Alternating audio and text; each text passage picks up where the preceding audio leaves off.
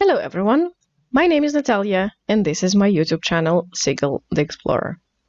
Before I start, I would like to thank all of you for leaving all those kind comments, also for answering my questions and also for correcting me if I say something incorrect. I really appreciate your attention to my channel. And also, you really helped me learn things. So thank you so much. Today, I'm going to make another reaction video, and that will be the video from Geography Now about Georgia. So why Georgia, you might ask?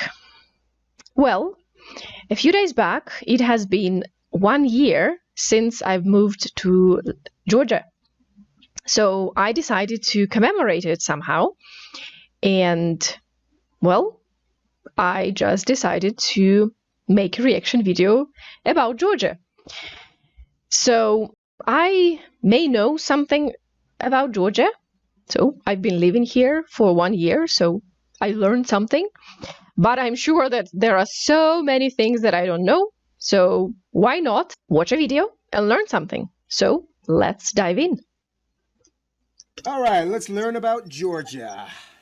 No, Georgia. No, history of Georgia. Famous people from Georgia. Sakartvelo. Got it. Yeah, this is correct. Whenever you go to Google the country with the name of the country is Georgia, you actually need to write in brackets or not in brackets the country, Georgia, the country, because it has this in English it has the same name as the US state.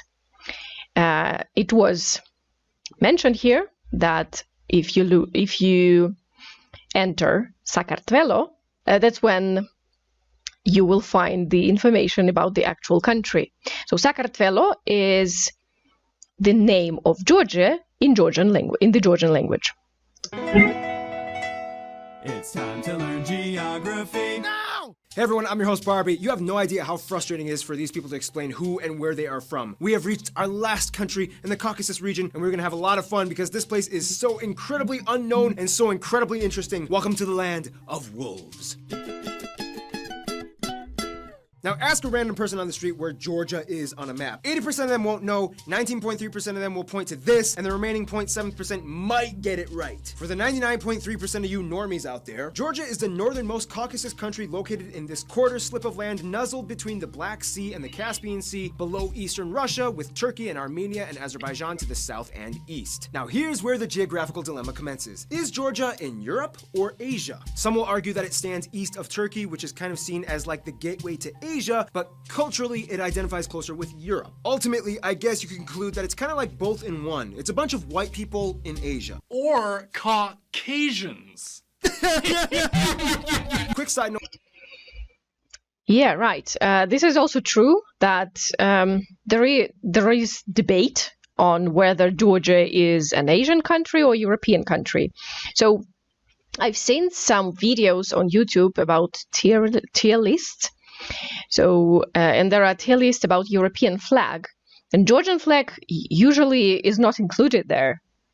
So those who comprise the list of the flags of Europe will think that Georgia is not a European country. And if you go to Wikipedia, by the way, I'll do that. So if you look here, Georgia is a country at the intersection of Europe and Asia. So that's what Wikipedia gives. I just noticed, an interesting question here. So people also ask, and this is one of the most frequently asked questions as far as I know how Google works. And the question is Georgia a country or part of Russia? Of course it is a country. Do people really ask that? Interesting. No, the origin of their name, Georgia, is kind of disputed. Some will say that it has to do with Saint George, their patron saint. Others will say that it came from the Greeks and their word Georgios, which means tiller of the land, since the land was so fertile. But a lot of scholars might say it comes from the Persian word gur or gurgan, meaning wolf, hence land of the wolves. I mean, that name does sound pretty cool. I mean, if I was a scholar, I'd probably discredit all the other claims in favor of that one. Nonetheless, Georgians call their own country Sakartvelo. Yes, I mentioned that. By the way, about the Saint George, yes, he is the patron saint of Georgia, and there are a lot of Georgi here in Georgia. So it is one of the most popular names for boys. Georgi is George here in Georgia. So yeah. Or the land of the Kartvelians, which is another word for Georgians. Now this is going to be my favorite part because you know me. Incredibly complicated administrative division time! Georgia is a candy shop loaded with territorial anomalies. First of all, if you go to Georgia and look at a map of Georgia that they have drawn out themselves, you'll get something that looks like this. A country divided into what looks like 11 regions and one city, the capital, Tbilisi. Yeah, I know, it looks like Tbilisi. It's Tbilisi. Yeah, what I already noticed as well, so foreigners, especially English speakers, they pronounce the name of the capital with like a pause between t and b, or with an extra sound like a schwa, Tbilisi, something like Tbilisi. I guess it is because t is aspirated in English, so there is no other way how people English speakers can pronounce it. When I pronounce it, not in English, but in Russian or Belarusian, I would just say Tbilisi. So you see, there is no pause, there is no extra sound. So interesting, right? So how our native languages influence the pronunciation of foreign names. However, it's more like 10-ish regions and 2 autonomous republics, one of which cuts through parts of 4 of the regions. These republics are Abkhazia and, be careful what you call the second one, most people outside of Georgia will refer to it as South Ossetia, but in Georgian, it's called Samachablo, or the Skinbali region. In the simplest way I can put this, these regions came about through a complicated history that involved independence from the USSR, and then support from Russia after the USSR. Technically, these are, at least considered by most in the international community, autonomous breakaway regions of Georgia that kind of govern themselves, but are kind of heavily influenced by Russia as well. To this day, Russia, Nicaragua, Venezuela, and for some reason, Nauru are the only fully sovereign countries that recognize Abkhazia and South Ossetia as independent nations. Travel between these 2 breakaway states is still possible, though. It's just way more difficult for Georgians to enter the regions than it is for Ossetians and Abkhazians to get into Georgia. Whew! So anyway, aside from all that, Georgia is an incredibly vivacious yet rustically refined nook hidden. Just a pause here. So in the picture there, I think I'm not wrong. So the place there, it is called Ananuri Fortress. I've been there. It's a gorgeous place and it overlooks the river. I hope it's not the lake. I'm not sure about the name of the river. Yeah, I think it is the river, not the lake, but I may be mistaken. But I was there and it's definitely one of the places to visit in Georgia. But honestly, if you go to Georgia, you need to visit everything because it's just such a beautiful country. Away in the mountains hard to get to. Like Rivendell. The country is laden with enigmatic castles and centuries-old stony fortresses and archways. Like Rivendell? Like Rivendell. As well as an abundance of monuments and statues with the curiously fascinating, curvy, wispy script written all... Okay, this is freaking me out! No, but seriously, Georgia is a very rock and stone type of country. They love rocks. The largest cities and airports are, of course, in the capital, Tbilisi, Kutaisi, and Batumi. Tbilisi is a bustling city with the stone and mortar... Only it's not Tbilisi, it's Tbilisi. There is one I missing, I think. Nadikara fortress looming above on a hill. Batumi, though, is kind of like the fun city on the Black Sea with a more youthful flair and bold, sharp, dynamic architecture. Here, there is a statue, the picture of the statue on the left, at the left bottom corner there. So the statue is called Ali and Nino. The statue is of a man and a woman. A man is Ali, a woman is Nino. The story behind the statue is, well, there is a story and there is a book about Ali and Nino. It's kind of a sad story. By the way, I haven't read the book, so I'm familiar with the story, but yeah, I have yet to read the book and explore all the details of the story, so I won't share it for now. But the statue, so it is located in Batumi, by the way, not very far from these buildings. This is a moving statue. In the morning, usually the man and woman are quite apart, but closer to the evening, they become closer, and in the evening, they become really close. So this is how it works for this statue. All adjacent to the famous Batumi stone beaches. I'm telling you, they love stones. Some notable sites would include places like the Gori Fortress with the statues of the 8 warriors, or the Katsuki Pillar, a limestone monolith with a single church on top, only accessible by climbing. And finally, castles everywhere you go. Notable ones like Rabati, Hinkani, Aspinza, and Ninos Minda, all of which are made of, you guessed it, stones. There's more to this country than just stones, I promise. All right, let's discuss that. Well, as you may have already figured, Georgia is quite mountainous with an expanse of incredibly diverse, conveniently located hills and valleys. The reason why it's so convenient is because the entire country is pretty much nestled between the Greater and Lesser Caucasus Mountains, which protects it from the blistering cold air masses that pummel southern Russia, yet it also barricades against the hot and dry streams that penetrate from the south. This means that they have overall pretty comfortable weather and just the right amount of rainfall and sunshine. About the weather and the climate, it is comfortable, maybe during autumn and spring, but summers are quite hot. Last summer, the temperatures rose up to 37 degrees Celsius. It is quite hot. About the rain, well, it depends on where you go.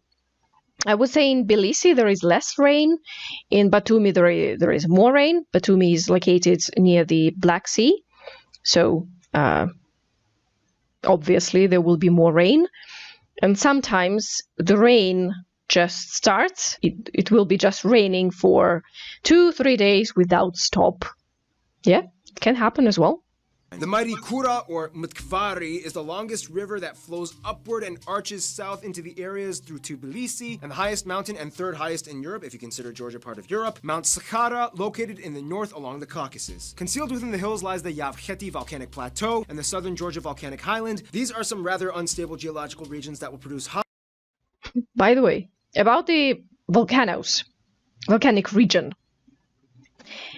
So the southern part is more prone to earthquakes, and I mentioned in one of the videos, in one of my reaction videos, it was about Indonesia.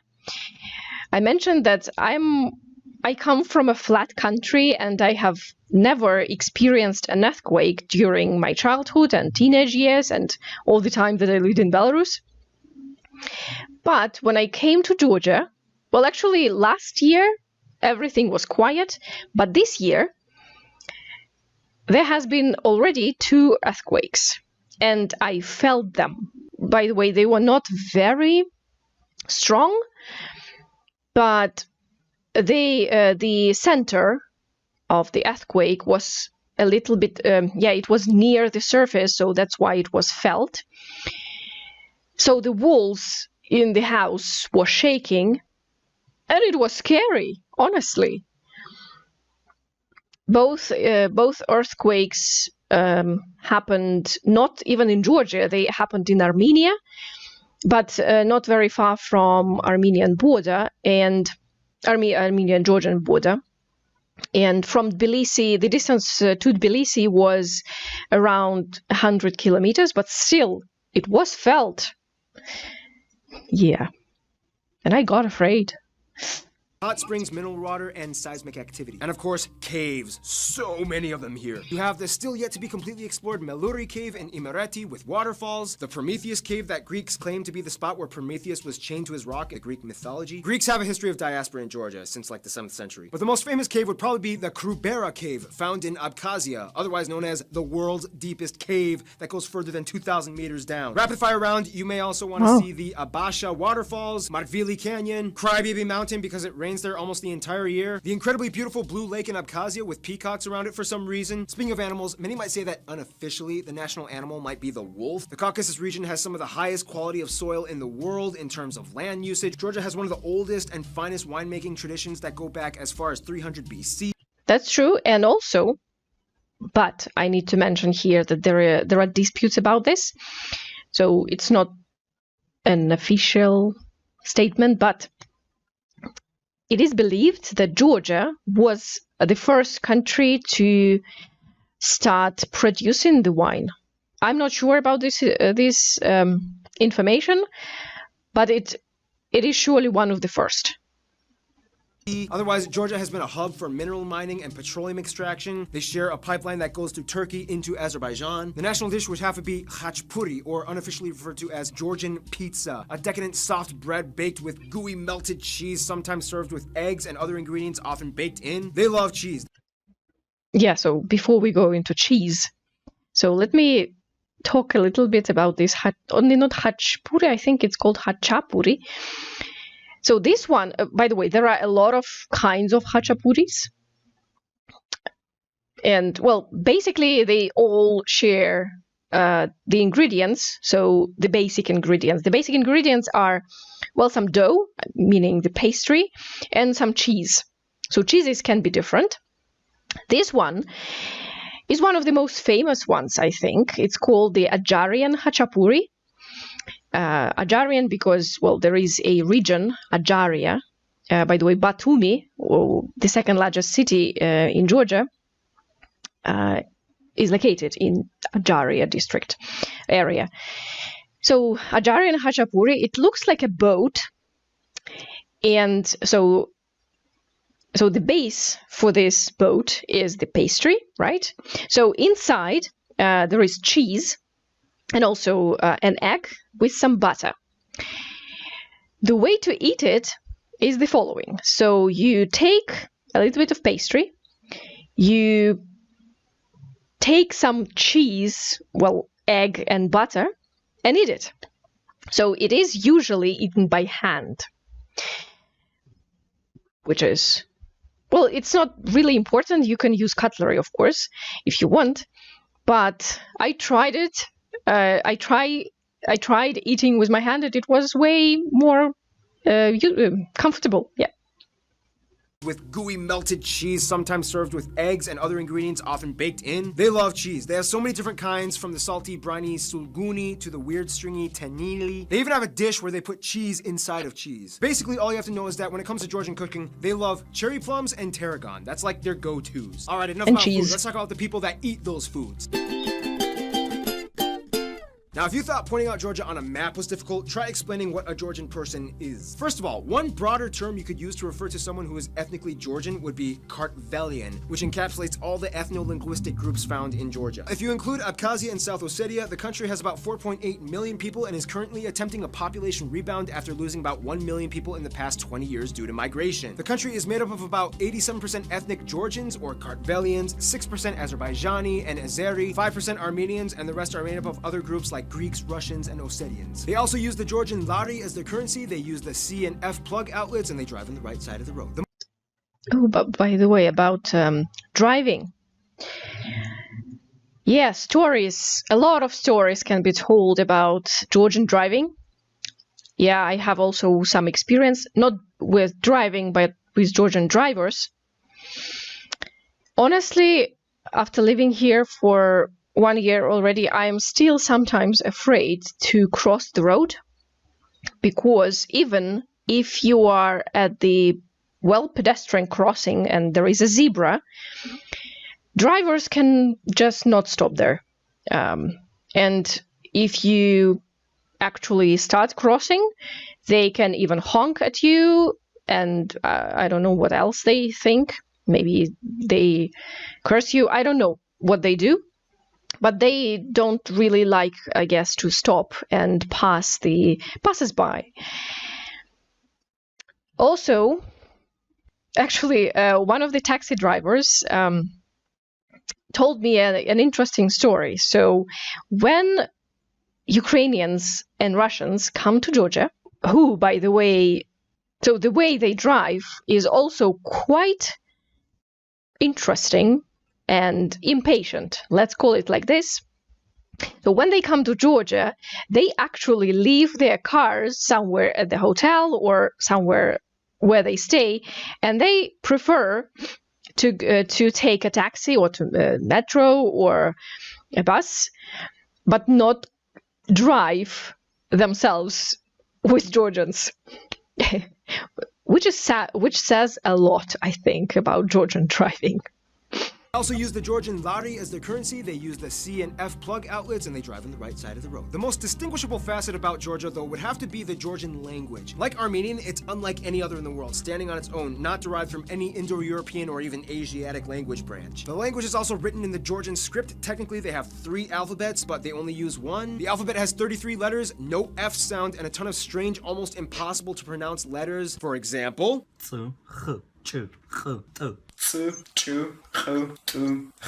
thank you to those geography peeps, you guys rock. Keep in mind though, there are other Kartvelian minority languages spoken in Georgia as well, such as Magrelian and Svan in the west and partially in Abkhazia, as well as Laz in the south. Abkhazia and South Ossetia each have their own distinct languages and cultures that contrast with Georgia, although Georgians like to think that Abkhazians are basically just Georgians that speak a different language. The Abkhazian people write in the Cyrillic alphabet, and the Ossetians are actually a Christian Iranian-based ethnic group that inhabited the area. Keep in mind, I said Iranian, not Persian. Not all Iranians are Persians. Just keep that in mind. Now, we don't really have time to explain the complete history, but basically, all you have to know is that in the 3rd century BC, some dude named King Parnavaz of Kartli united all the Kartvelian-speaking tribes in the Caucasus area, hence creating what was essentially the first proto-Georgian nation. From there, you had Romans, Persians, Arabs, Turks, Golden Age, where they had women under the title of king, Mongols, Ottomans, Russians, and finally back to Georgia. Done! The funny thing is, even after 2 millennia of usurping empires, Georgia still maintained and held on to their own distinct identity, refusing to completely assimilate to any outside system. Christianity is the dominant religion, as about 84% of the population adheres to the Eastern Orthodox faith, 10% mostly being Muslim from the Azerbaijani population, and the remainder are mostly Armenian Apostolic or Roman Catholic. Christianity is kind of like a big deal here. Georgia became one of the first countries in the world to adopt Christianity, and as tradition holds, Jesus' disciple Andrew preached the gospel into ancient Scythia, which included the regions that Georgia lies in today. Also, a lady named Saint Nino converted the entire country. Culture-wise, Georgia is kind of strange because it's not quite European and it's not quite Asian. It's its own thing. Georgian polyphonic singing is actually filed under UNESCO's Intangible Heritage List.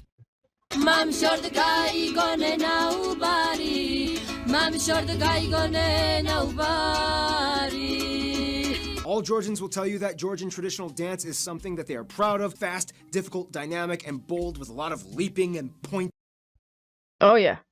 So not very long time ago, I posted a video on my channel about how I went to one of the concerts of one of the most famous Georgian ensembles, and they were the Sukhishvili Georgian National Ballet.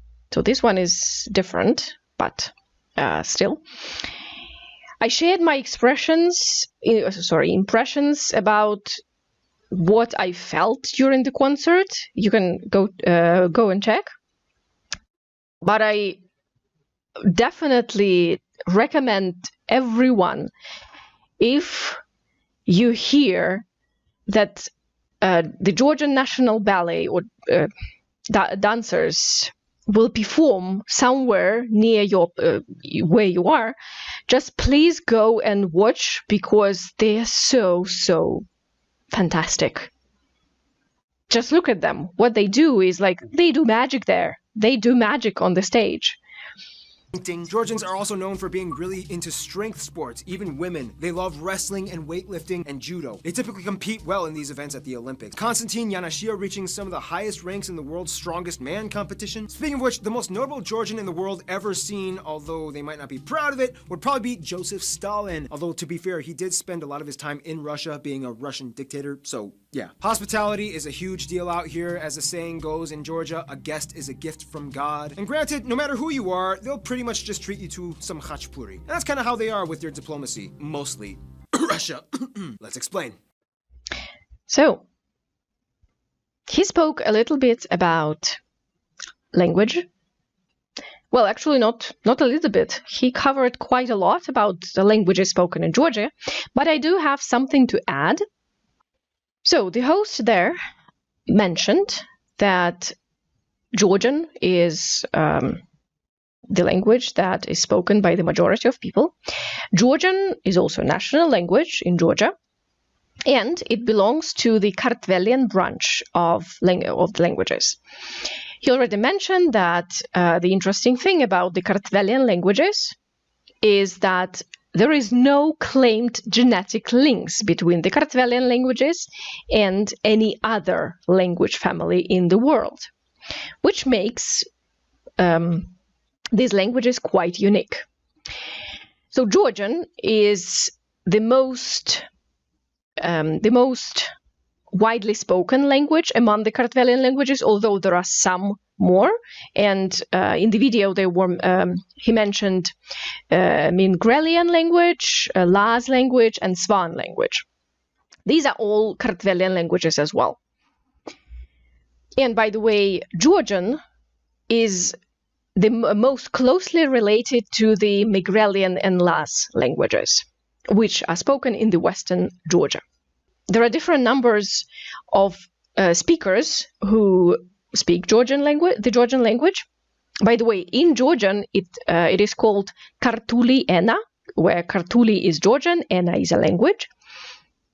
So according to Ethnologue, 3.3 million people in Georgia speak Georgian. According to Wikipedia, there are 3.7 native speakers in Georgia. So the data is different, well, according to different sources. So what about other languages that are spoken in Georgia? Russian is quite a widely spoken language in Georgia. According to Ethnologue, 2.3 million people speak Russian. And honestly, my feeling is that even more people speak Russian here.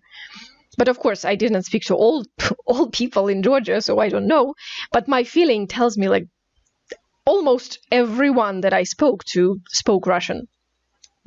And by the way, there are a lot of people who live in Georgia permanently and they don't speak a word of Georgian. Also, maybe they know how to say hello, which is gamarjoba, or thank you, which is madloba. But maybe that's it. I don't know. So my point is that when you move to Georgia and you are a speaker of Russian, most likely it will be enough. For now, you don't have to learn Georgian, which is, by the way, quite a hard language. I started learning it, and so far, I would say that it has been the most difficult language that I have ever learned. Just look at the script. So you just have to learn the script, the new script, which has nothing to do with Latin or Cyrillic or any other script. But I like it anyway. So, and I hope I will continue learning the language. So, about other languages. So, the host there mentioned that, most of the population call themselves Georgians or Kartvelians, but part of the population are from Azerbaijan or from Armenia, and thus Azerbaijani language is also spoken in Georgia, and it is spoken by 239,000 people, according to the source dated 2016. The Armenian language is spoken by 150,000 people. Again, according to the source dated 2016. Among other languages that are spoken, so Migrelian, Laz, and Svan were already mentioned. Other languages that are spoken include French, Kurdish, Tatar, Turkish, and some more. By the way, the number of established languages that can be heard in Georgia is 22. So the number of speakers of the languages that I mentioned can vary from 1,000 to as many as 100,000 speakers. By the way, Ethnologue does not provide data about how many people speak English in Georgian. So I don't have a number for English. And now let's go back to the video. In the simplest way I can put this, Georgia is like the Christian country with the most Muslim friends. It's weird because everything is like a high school drama with their neighbors. They get along well with Azerbaijan and Turkey. Trade and travel has been open for centuries. However, the memory of the Ottoman times still lingers ever so slightly. So they keep things at a flat, platonic, cordial level. Armenia kind of like used to be their best friend, but then too many things happened and they kind of decided not to hang out as much. It first started in the 6th century with the Council of Chalcedon, in which they split over secondary Christian doctrine issues. Armenia became Apostolic Orthodox, similar to the Coptic, Syriac, Ethiopian branches, whereas Georgia stayed Eastern Orthodox like the Greeks, Serbians, and Russians, and most of the other Eastern European states. Also keep in mind, Armenia favored Russia after all that drama with Abkhazia and South Ossetia, so that kind of split the divide a little bit more. Their best friends, though, would probably be the Ukraine and the Balkan countries like Latvia and Lithuania and Estonia. Did he say Balkan? Yeah, he did say Balkan, right? Let me just rewind. Rewind. Would probably be the Ukraine and the Balkan countries like Latvia and Lithuania and Estonia. Yeah, well, I guess he just made a mistake. Latvia, Lithuania, and Estonia are not the Balkan states, they are Baltic states because of the Baltic Sea. Estonia is kind of like too busy chatting it up with Finland. All these countries have had the same scenario of dealing with some kind of form of aggression with Russia and, in a sense, bond over the shared calamity. However, there's a strange twist, because even though you would think Georgia's worst nightmare would be Russia, they kind of secretly still kind of a little bit maybe still have a soft spot for them. Each country has family of their own residing in each side and loves to visit each other. Even though politically it looks bad, the general citizens of each country still love each other and look forward to each encounter. Isn't it funny how the general populace of a country is not always directly represented by their government?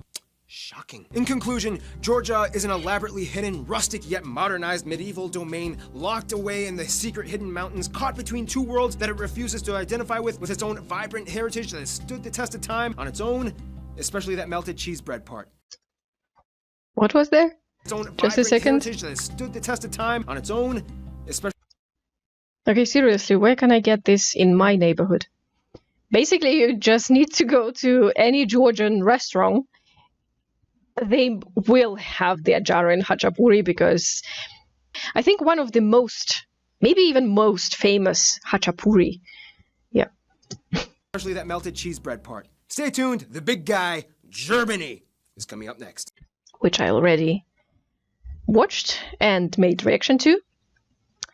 So let's... So let me finish here and say a final word on the video. I'm actually I enjoyed the video, and I am a bit surprised that they squeezed quite a lot of information about the country in, well, just almost 12 minutes. I think they did a pretty good job on the episode. Of course, I would love to hear the opinion of a Georgian person about this episode, but I personally think that it is good. I really liked it. So some of the information I knew, but some of the information was quite new to me, so I enjoyed and learned something today, which is very good. So thank you guys for watching. Please let me know in the comments what you think, and hope to see you guys in my next reaction video. Bye!